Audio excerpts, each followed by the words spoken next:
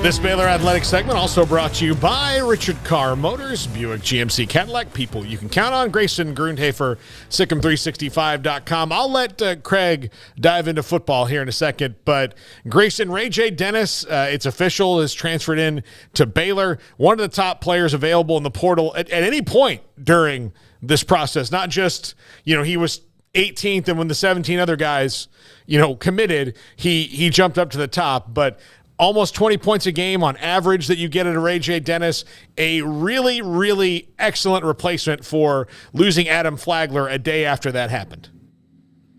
This was massive news for sure, and this was a guy who, as we reported on Sic'Em 365, he took a visit, and it seemed like there was, I would say, a lot of smoke about his interest in Baylor, but a lot of people held the belief that, he was going to go to Illinois or Michigan. It seemed like it was almost a foregone conclusion. And I think people believe this because of the simple fact that Baylor was waiting on Adam Flagler to make his decision before deciding to pivot elsewhere. And so I think it was very much, they had these conversations with RayJ, told him where they were at. RayJ told them where he was at, and then eventually Flagler made his decision, and then RayJ Dennis went ahead and gave his commitment to the Bears. And so this is a huge pickup. This is one of those things that I know we've talked about on this segment a couple of times, how, Baylor was going to be patient because they wanted to see what was going to happen with Adam Flagler and, still kind of see what happens with Jalen Bridges before they went ahead and made a decision on other prospects. But as you saw, RayJ Dennis, he withdrew from the NBA draft. There's other guys that are withdrawing from the NBA draft, but then transferring to other schools. And Baylor was, I think, kind of counting on that. And that's exactly what happened. So, yeah, huge pickup for Scott Drew and the staff. A really good player. He's kind of one of those guys. He's not the same kind of shooter that Adam Flagler is, but I think a better facilitator, a better rebounder, and a guy who's going to come in and play with a major chip on his shoulder after playing at Toledo for a couple of years, Boise State before that. So I think he's going to come in ready to kind of prove, that he truly is a, Power 5, upper echelon type player, and that he can make a big impact in the Big 12. So I'm excited for it. I'm excited to see what RayJ Dennis does and to see kind of how he fits into the equation for Baylor. But there's no doubt he's going to be counted on to be at least a borderline all Big 12 guy and the starting point guard for the Bears next year. So, Grayson, I will ask you about football here in a quick second, but I want to follow up because you had the story earlier on another transfer they're eyeing from Tennessee, and just with the Flagler news, and with now we know about Dennis, and we're still, obviously awaiting what Jalen Bridges' final decision could be. Can you kind of set the scene for where Scott Drew finds himself now with this roster? For sure. So obviously there was news that Jalen Bridges withdrew from the NBA draft. That was the positive for Baylor. The negative part is that he's undecided on whether he's going to return to Baylor or go try to make money playing professional basketball, which the report was in Australia. So that's kind of the two options he's weighing right now. I still ultimately believe he's going to end up back at Baylor, but this obviously is one of those things that's increasing his timeline. And by doing that, Baylor's got to go search for other options. And that's kind of what they've been doing. Grant Nelson out of North Dakota State is one name to keep an eye on. He's visiting a few schools, but I'd consider Baylor squarely in the top 4 for him. And then, yes, I mentioned the Tennessee transfer, Olivier Nkamhoua out of Tennessee. He's transferring. He withdrew from the NBA draft, I believe, a little less than a week ago. And so Baylor's going to get him on a visit this weekend. He's taking visits to West Virginia, Kansas State. He's currently on a visit at Michigan, and he's going to visit Baylor before ultimately making a decision on where he's going to go next. So that's kind of the options that Baylor has. To me, I find it I just would find it very unlikely that they're able to get Jalen Bridges and then get either of these other two options. I think it's probably going to be one of those or situations. You're probably going to get one of these three guys on your roster next year, and that's probably all that Baylor needs. Now, if they're able to get 2 out of the 3 to be in a Baylor jersey next year, that would be absolutely insane, the amount of talent that they would have at that point. But again, I don't expect that, so that's kind of where things are at with Baylor basketball as far as recruiting goes. But they do have 2 spots available, one for one of these three guys, maybe two of them, or maybe one of these guys, and then they go look elsewhere for maybe a developmental type guy. Yeah, and if you're wondering where you saw Olivier in the postseason, it was running straight through the Duke Blue Devils in that game that they just bullied. Absolutely bullied them all around. Grayson, I actually kind of I don't know, when I heard the thing about Australia, part of me just thinks that it's floated out there because that's what he wants to do.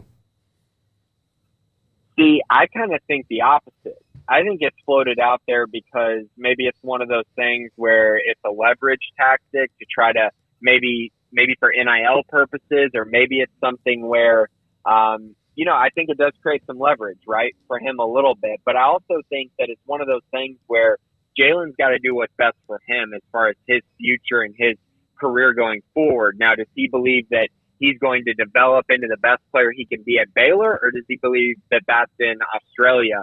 Ultimately, I think that's where that decision is going to come from. I think it's going to be a personal decision for him on his development and what's going to get him potentially into the first round next year. But my belief is that his best option is to come back to Baylor and compete for a national championship and be kind of in the center stage, because you don't see many guys, go to Australia when they're 21 years old and then get drafted at 22 years old. That's just not usually a common thing. Typically, it's younger guys who then enter the NBA draft, at a normal time during their process. So this would definitely be kind of an outlier in my eyes if he did go overseas and then enter the draft the following year. Yeah, you just don't know, and that's the beautiful thing for the student athletes or athletes, however you want to refer to them. Everybody's got their own take on the student athlete term, but regardless, I mean, the fact that he's even got the ability to have that option and then weigh it and use it as leverage as other players do in his position is as a sign of the power of NIL and how much it's changed the game for sure. Definitely to the benefit of players like Jalen Bridges. All right. So big commit in football here just less than an hour ago, Grayson.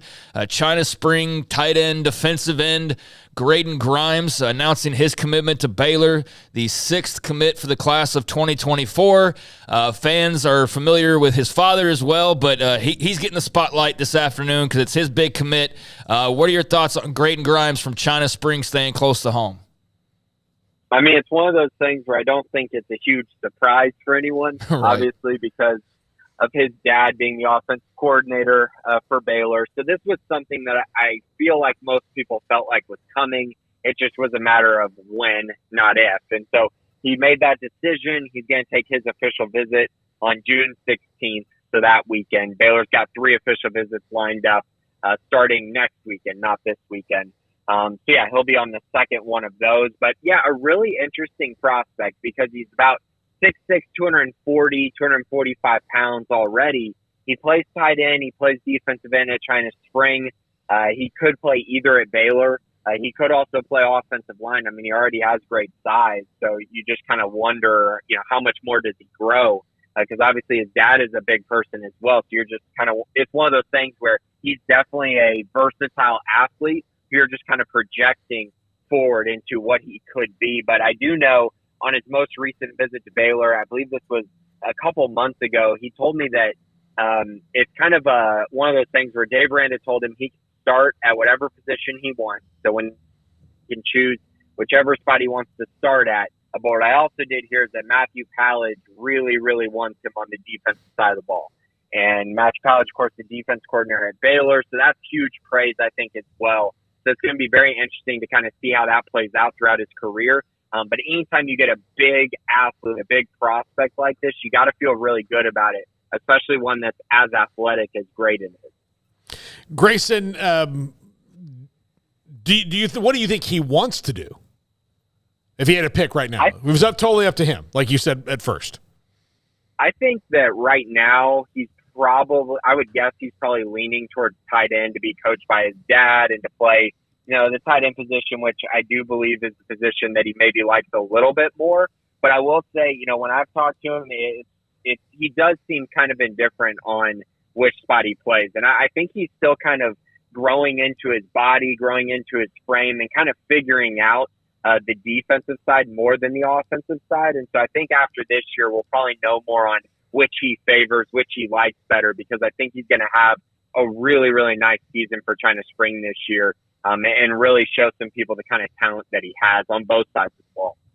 Grayson Grundhoefer, Sic'Em365.com. Grayson, have a great weekend. Thanks, guys. Appreciate it. There you go. There's Grayson Grundhoefer. And look, basketball and football recruiting news in the same week.